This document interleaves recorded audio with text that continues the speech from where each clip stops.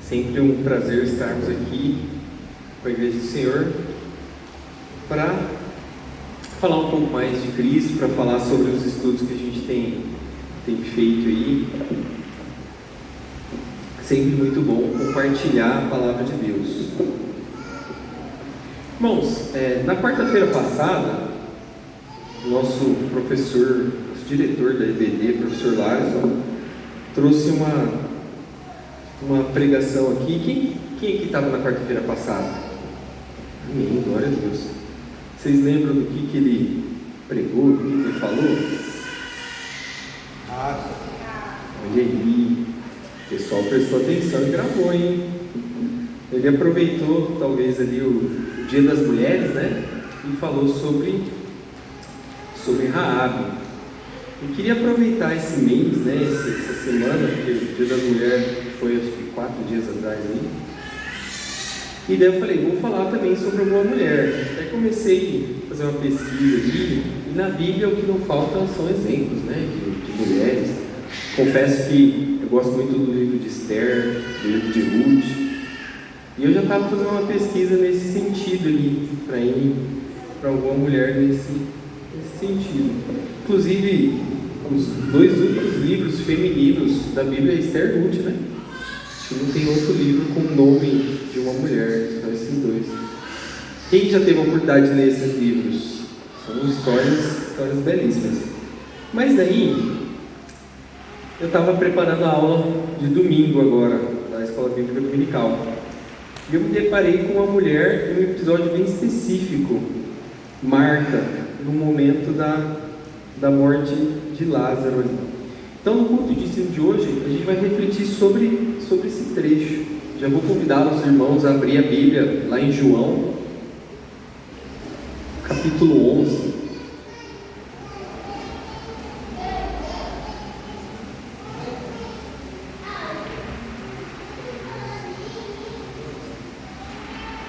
Então, João 11, e a personagem de hoje vai ser a Marta.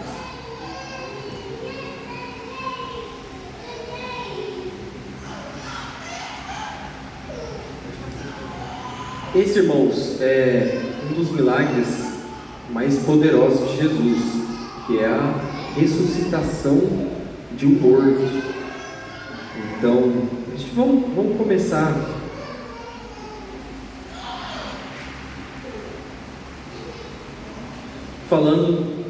vamos começar lendo pelo menos os 3 primeiros versículos para a gente ir se embasando no que a gente vai falar nessa noite. Então, João 11, versículo 1, diz o seguinte: o título é A Morte de Lázaro. Havia um homem chamado Lázaro, ele era de Betânia, do povoado de Maria e Marta, sua irmã. Aconteceu que Lázaro ficou doente. Maria, a irmã dele, era a mesma que derramara perfume sobre o Senhor e lhe enxugava os pés com os cabelos. Então as irmãs de Lázaro mandaram dizer a Jesus: Senhor, aquele a quem amas está doente. Então, irmãos, o primeiro ponto que a gente vai falar aqui é dessa mensagem que Marta envia para Jesus, né? Nos conta esse trecho que Lázaro era muito amigo de Jesus. Na verdade, no decorrer do livro de João conta isso, que Lázaro era amigo de Jesus, consequentemente as irmãs dele eram ali chegadas de Jesus, né? Tem até outros episódios ali que Jesus estava na casa delas, enfim. E a gente entende aqui que os 3 irmãos, na Bíblia não fala dos pais deles, né? Não é citado quem era o pai e mãe de Marta e Maria. Então a gente deduz que os pais não estavam presentes nessa situação, provavelmente já haviam falecido, e quem cuidava ali daquela família era Marta, depois vinha Maria, e depois na sequência vinha Lázaro. Lázaro provavelmente ele era o caçula. Até me deparei com alguns estudos que falam que ele provavelmente era um jovem ou um adolescente. Mas, diante da adversidade, qual foi o primeiro impulso de Marta? Né? Foi enviar uma mensagem para Jesus. Então Marta, ela toma uma decisão de enviar uma mensagem para Jesus, dizendo: Senhor, aquele a quem amas está doente. Então aqui a gente vê uma ação baseada na fé dela, né? Ela sabia a quem recorrer no momento de dificuldade. Então, no momento de problema, um momento de grande aflição, que era demais para ela resolver, o que ela faz? Ela entrega esse problema para Jesus. Ela faz chegar até o mestre. Fala: ó, mestre, aquele a quem você ama está doente, né? Porque ela sabia que Jesus poderia curá-lo. Então, muitas vezes na nossa vida a gente é chamado a agir igual Marta agiu. Em momentos de crise, o que a gente tem que fazer? Em momento de aflição, de dificuldade, procurar Jesus, procurar o Messias, a quem a gente deposita a nossa fé e a nossa esperança. Foi isso que ela fez nessa noite, nesse momento aqui, né? Ela teve um problema, ela passou por esse problema, ela falou: o que eu vou fazer? Vou entregar para Jesus esse problema, que é demonstrando que a confiança dela estava nele. Então, nós como homens e também como mulheres cristãos, quando passar por uma adversidade, por uma dificuldade, a gente sabe a quem recorrer a Jesus. Então, esse foi o primeiro momento, ela enviou a mensagem para Jesus. No segundo ponto, vamos continuar lendo aqui, do versículo 4 ao 6, que diz o seguinte, versículo 4: E ouviu isso, Jesus disse: essa doença não acabará em morte, é para a glória de Deus, para que o Filho de Deus seja glorificado por meio dela. Jesus amava Marta, a irmã dela, e Lázaro. Então, versículo 5, Jesus amava os três: Marta, Maria e Lázaro. No entanto, quando ouviu falar que Lázaro estava doente, ficou mais 2 dias onde estava. Então, quando a mensagem chega até Jesus: olha, essa pessoa que você ama está doente. E aqui no versículo 5 fala que Jesus amava Marta, Maria e amava Lázaro. Era motivo para Jesus falar: não, vamos depressa, vamos lá socorrer aquela família. Mas não foi isso que aconteceu, né? Jesus, ele responde de maneira inesperada, fala: olha, essa enfermidade não é para a morte, mas para a glória de Deus, que o Filho de Deus seja glorificado nela. Então, no entanto, Jesus, ele permanece ali, como a gente acabou de ler, mais 2 dias antes de se dirigir a Betânia.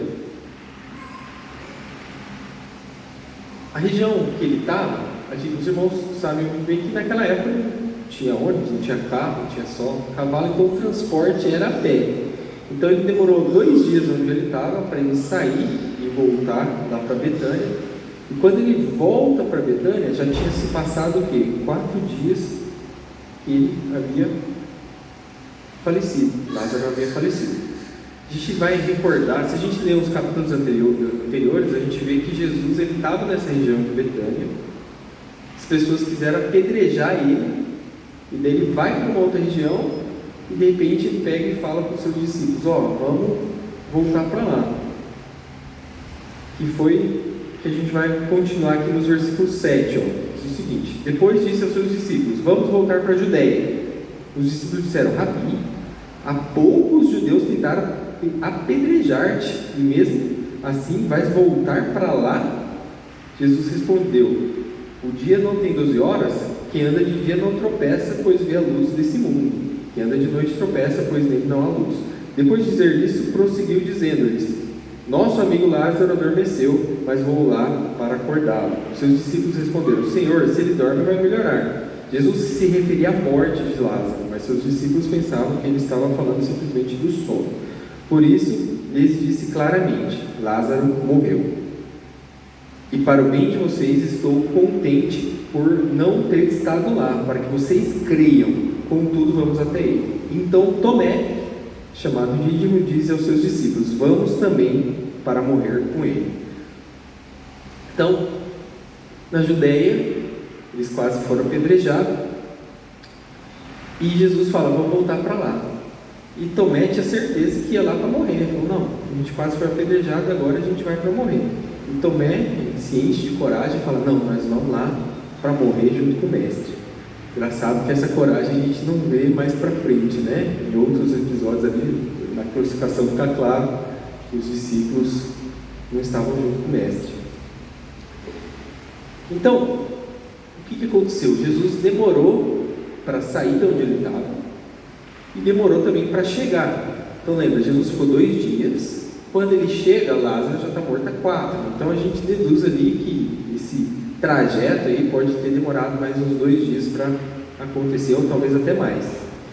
Então muitas vezes a demora de Jesus em responder as nossas orações nos faz o quê? Questionar. Nos faz questionar. Por que ele não age de maneira imediata? Por que ele não agiu imediatamente? Marta e Maria esperaram que Jesus chegasse a tempo para curar Lázaro, mas o plano de Deus muitas vezes é diferente do nosso plano. Ele age de maneira para trazer glória ao nome de Deus. Então, muito maior não é um milagre de ressurreição do que um milagre de cura? É muito maior, né? Então, isso tudo acontece. Jesus ele tem um tempo dele de agir na nossa vida para que o milagre seja maior e para que o nome dele seja glorificado. Porque às vezes, se Jesus fosse imediatamente lá, encontrasse o Lázaro doente, ele curasse o Lázaro, ia ser só uma pessoa que ele curou, mais um que ele curou, de tantos que ele curou. Então talvez até os discípulos dele falaram: mais uma cura, né? E a gente está estudando na escola dominical sobre milagres, a gente entende que cada milagre tinha um significado, tinha um porquê daquele milagre acontecer. Nesse caso aqui, irmãos, a gente vai chegar mais para frente no porquê desse milagre, mas esse milagre específico, ele traz bastante significado na maneira que ele aconteceu, no período que ele aconteceu, e a gente vai discorrer isso aqui mais para frente. Então, essa demora de Jesus, ela só reforça que a gente deve confiar nele, no tempo de Deus, e não no nosso tempo. Mesmo quando a gente não entende o que ele está fazendo, a maneira como ele está agindo, o porquê que ele está demorando, a gente não entende. A gente tem que confiar nele. A nossa fé, a nossa confiança tem que estar em Cristo, porque é Ele que vai resolver o problema. É só Ele que consegue resolver, mais ninguém. Quando nós não conseguimos pelas nossas forças e a gente deposita essa fé e essa confiança em Deus, a gente tem que esperar o tempo dele e tudo vai se acertar. Próximo ponto aqui, ó. Marta expressa a sua dor e falta de entendimento. Vamos pular agora, para o versículo 21 aqui. Diz o seguinte. Versículo 20. Quando Marta ouviu que Jesus estava chegando, foi encontrar-se com ele, mas Maria ficou em casa. Marta disse a Jesus: Senhor, se estivesse aqui, o meu irmão não teria morrido. Então, ela expressa ali um pouco da sua dor, né, da perda, que ela perdeu o seu irmão, mas também certo sentimento o quê? De frustração.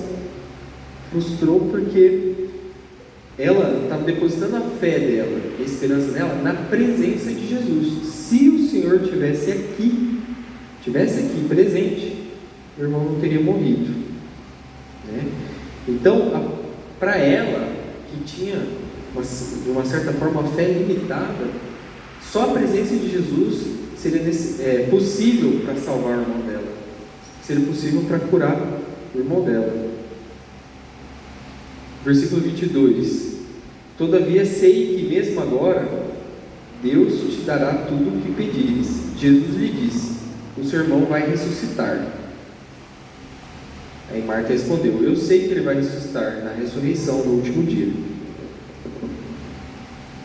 Então, no primeiro momento, ela atrela a cura do irmão dela, ela linka a cura do irmão dela com a presença física de Jesus.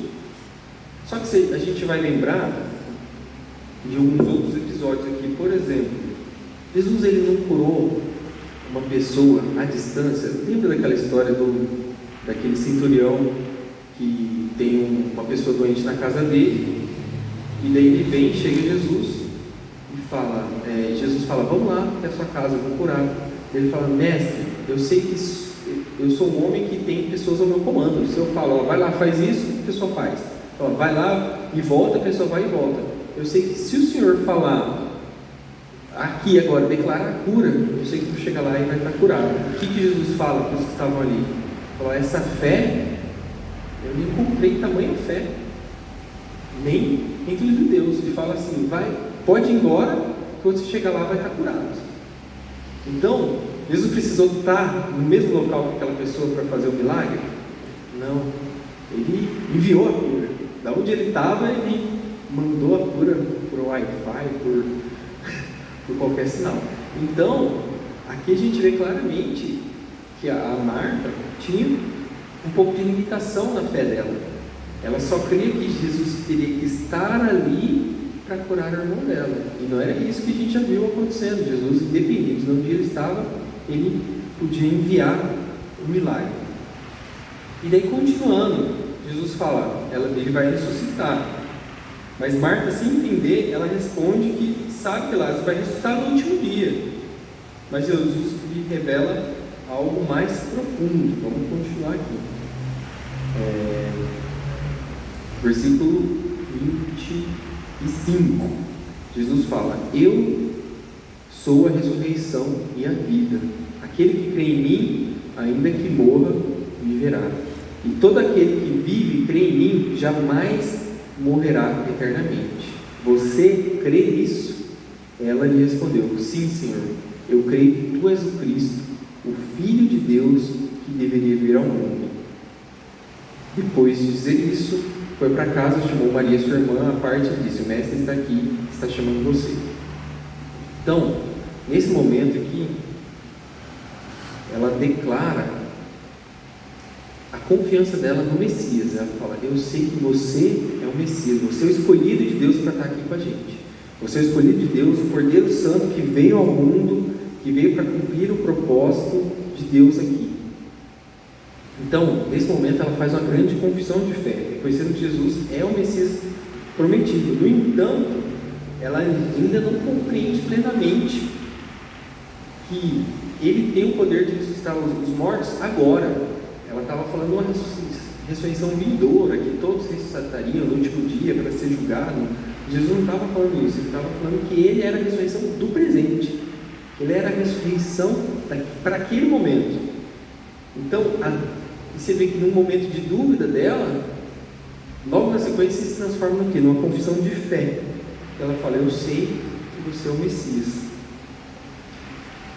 É uma lembrança que, assim, às vezes a gente tem limitações de compreensão da palavra de Deus, às vezes limitações de compreensão do agir de Deus, mas a gente tem que ter sempre a certeza no nosso coração em quem a gente está crendo. A gente tem que ter a certeza que, assim, por mais que a minha fé é limitada, a minha compreensão da palavra de Deus pode ser limitada, mas o Deus que eu sirvo, ele é ilimitado. O Deus que eu sirvo, ele tem todo o poder para fazer qualquer coisa. Então, independente se eu vejo uma situação e vejo que não tem para onde ir, eu sei que Deus, ele vai fazer o caminho dele. Ora, Moisés não estava na frente do mar, viu aquele mar e falou, eu não tenho como fazer mais nada aqui. O que Deus fez? Abriu o mar. Porque Deus é ilimitado. Ele age com o poder dele, que é sobrenatural, que é sobre-humano, que quebra todas as leis da física. A gente já viu em outros milagres, Jesus multiplicando pães, multiplicando peixe, Jesus falando para o vento parar, para o mar se acalmar. Então, olha, Jesus era ilimitado. Mesmo assim, naquele momento, com a fé limitada que ela tinha, ela não conseguia enxergar isso. Vamos partir agora já para o versículo 38, para a ressurreição propriamente dita. Jesus, outra vez, profundamente comovido, versículo 38, foi até o sepulcro, em uma gruta com uma pedra colocada na entrada. Tirem a pedra, disse ele. Marta, irmã do falecido, disse, Senhor, ele já cheira mal, pois está aqui há 4 dias. Irmãos, a Marta está dificultando aqui para a gente. Jesus falou para ela: eu sou a ressurreição. Quem crê em mim vai ser ressuscitado. Vamos lá no túmulo. Tira a pedra. Ela falou: mas mestre, já é um cadáver em putrefação, estado de putrefação. 4 dias já se passou, já está fedendo. Imagina a decepção de Jesus. Fala: pô, Marta, me ajuda aí, me ajuda a te ajudar, né?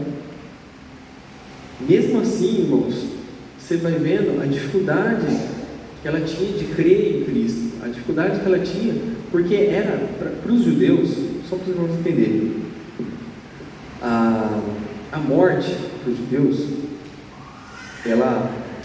eu até trouxe aqui, a crença de que alguém estava realmente morto após os 3 dias, tinha raízes nas tradições práticas culturais dos judeus da época de Jesus. Esse conceito está ligado à ideia que durante os primeiros 3 dias após a morte, a alma da pessoa ainda poderia retornar ao corpo. Então era uma questão cultural da época, né? Para a pessoa declarar realmente morta, tinha que se passar 3 dias.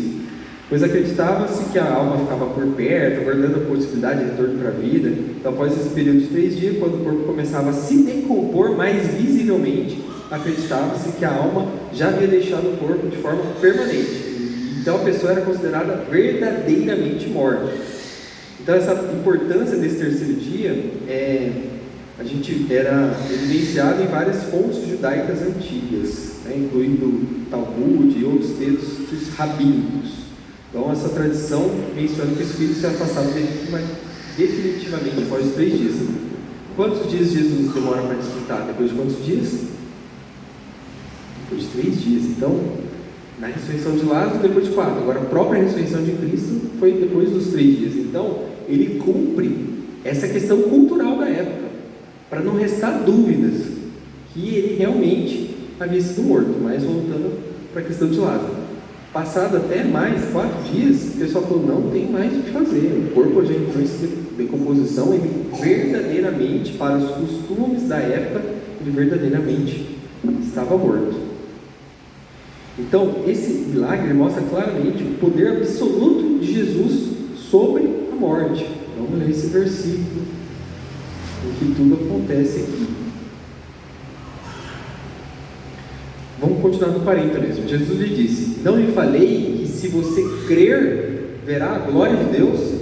Então tiraram a pedra. Jesus olhou para cima e disse: Pai, eu te agradeço, porque me ouviste.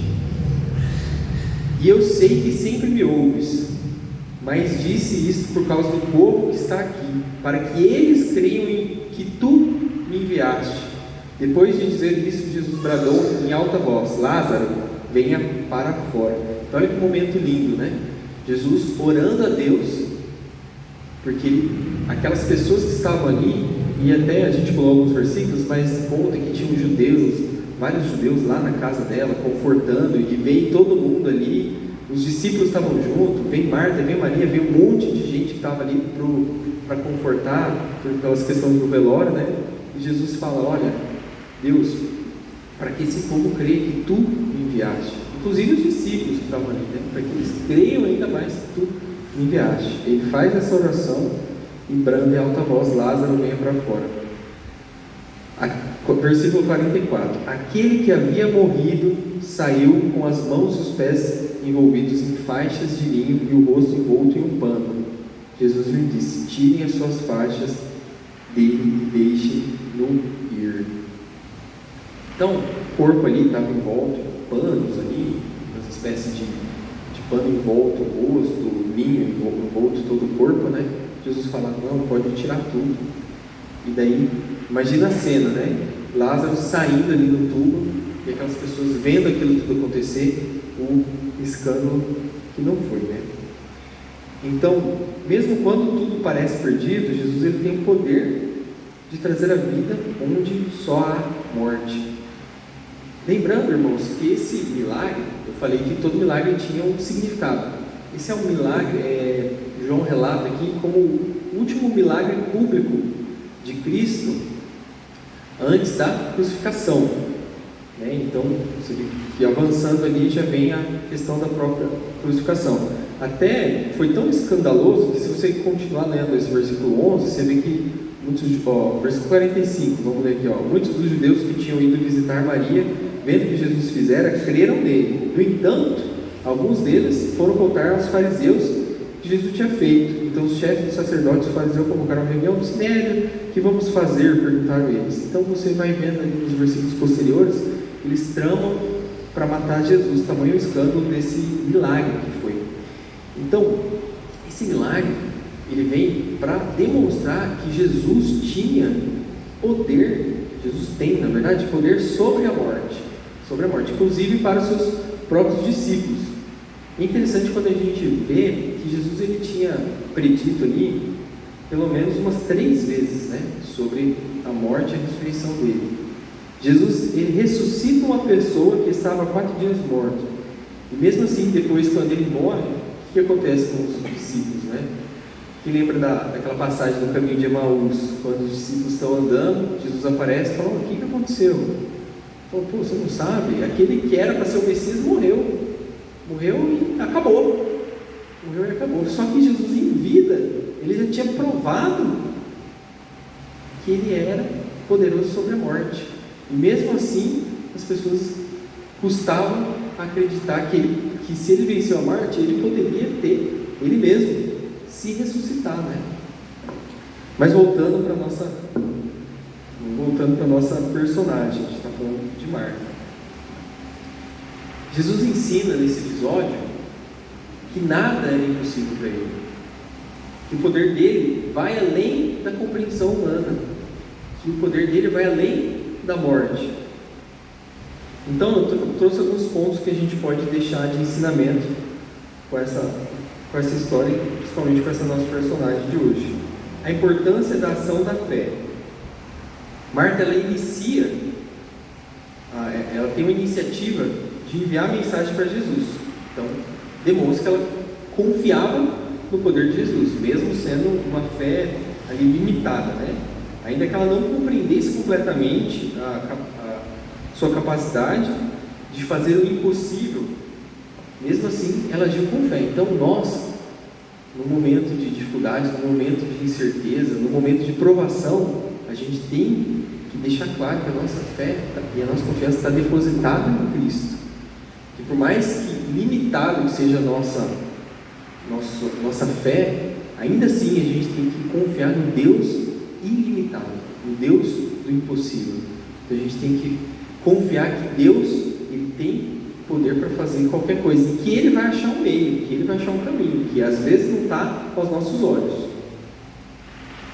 O ponto 2, a confiança no tempo de Deus, né? A demora de Jesus para nos responder não é um sinônimo de descaso, não. Ele sabia o momento certo de agir, porque a glória é toda dele. Então, ele sabe o momento certo e ele sabe o momento que ele vai agir para você glorificar ele, para nós glorificarmos a ele, para o milagre acontecer e a glória ser toda de Cristo, para que não gere dúvidas, né? Então, o tempo de Deus não é descaso, assim, a demora de ele nos responder não é sinônimo de descaso, não.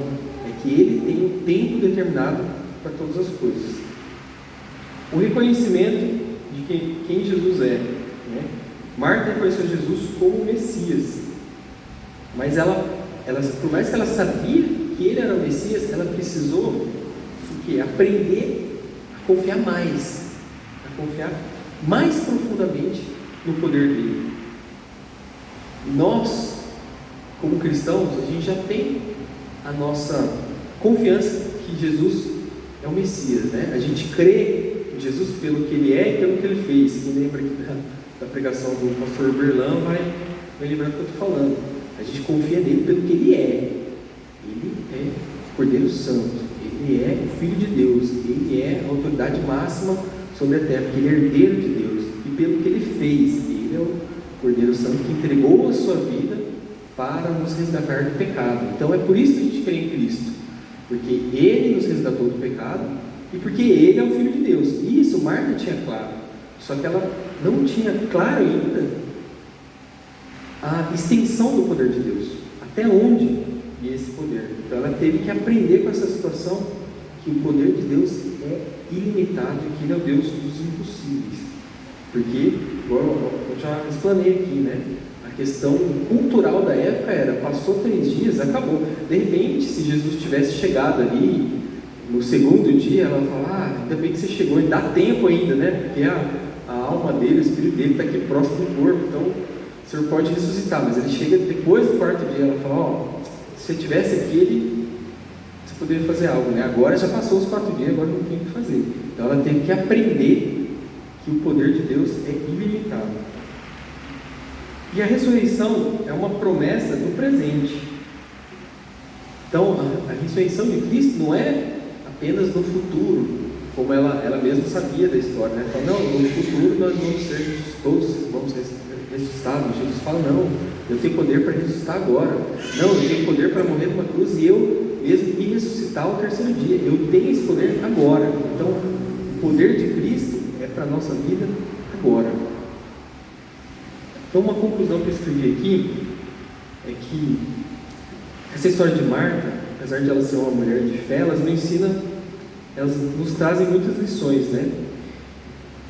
Ela nos mostra que mesmo nas situações mais difíceis, nós podemos e devemos confiar em Jesus, que Ele tem um plano perfeito para nós. Então, o plano dele era mostrar para os discípulos, mostrar para aquela família, mostrar para todos que estavam ali que Ele tinha o poder sobre a morte. Então, Ele tinha um plano desde o começo.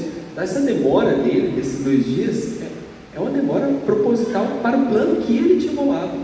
E as pessoas não entendiam esse plano, mas Ele fica claro que a demora de Cristo faz parte do plano dele, porque Ele sabe o que Ele vai fazer e como Ele vai fazer e quando Ele vai fazer. Então Ele tem um plano perfeito para nós. Embora Marta tenha duvidado, Jesus a levou a um entendimento mais profundo de quem Ele é. Igual eu te falei, agora a gente leu aqui, que ela conhecia o Mestre, ela sabia que Ele era o Filho de Deus, mas ela não compreendia na totalidade. E Ele faz isso, e a vida dela é transformada a partir daquele momento, porque ela mesmo confessando, ela tinha essa dúvida, agora ela não tem mais. Ela fala, esse Messias a quem eu sigo, o poder dele é ilimitado, ele consegue ressuscitar até os mortos. Então ela leva Marta, Jesus leva ela para esse entendimento mais profundo. Então, irmãos, que nós, enquanto cristãos, possamos agir como Marta, né?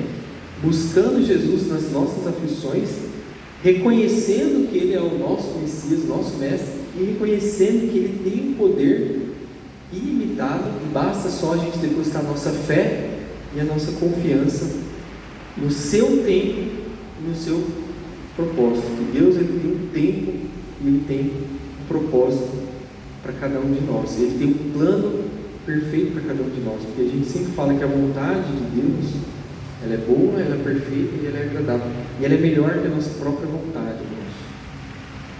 Quando a gente traça um plano, a gente ora para Deus para que aquilo se cumpra, mas o ideal é que a gente ore para que a vontade de Deus seja feita, né? Eu já falei em outra oportunidade que eu oro de manhã para que a minha vontade e a vontade de Deus se encontrem, mas se a minha vontade se destoar da vontade de Deus, que seja feita a vontade de Deus, porque ela é melhor que a nossa própria vontade. Ela é perfeita comparado ao que a gente quer para nossas vidas. E aqui ficou demonstrado que o plano de Jesus para Marta, para Maria, para Lázaro, para essa família, enfim, o plano dele era perfeito, não tinha falha. Então, ficou demonstrado para todos que estavam ali. Até ele fala para os discípulos, né, para que vocês possam crer.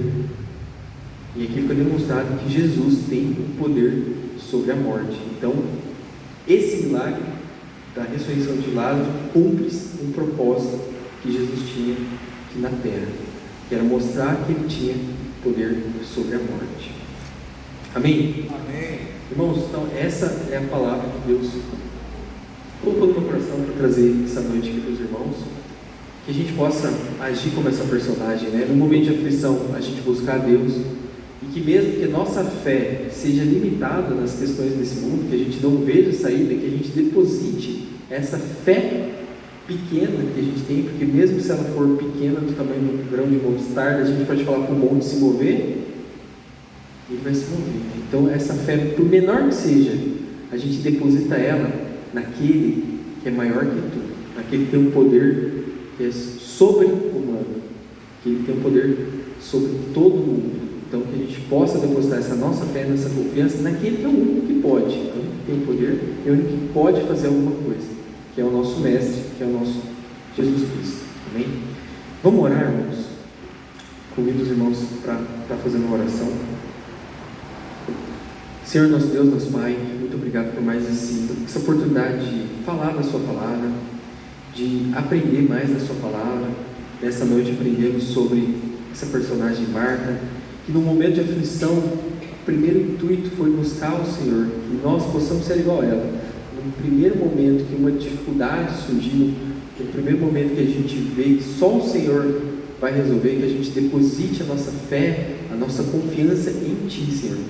E por mais que ela seja limitada, a nossa fé, nós temos a plena certeza que o Senhor é o Deus sem limites, que o Senhor é o Deus do impossível, e que o Senhor no tempo certo vai agir, e que no tempo certo vai trazer o seu plano perfeito, que é melhor que a nossa própria vontade, Senhor. Fica conosco, né, no decorrer dessa noite, abençoa as famílias da sua igreja, abençoa todos os lares que tem representado, e obrigado por mais essa oportunidade de aprendermos mais de Ti, Senhor. Essa é a nossa oração, em nome de Jesus. Amém.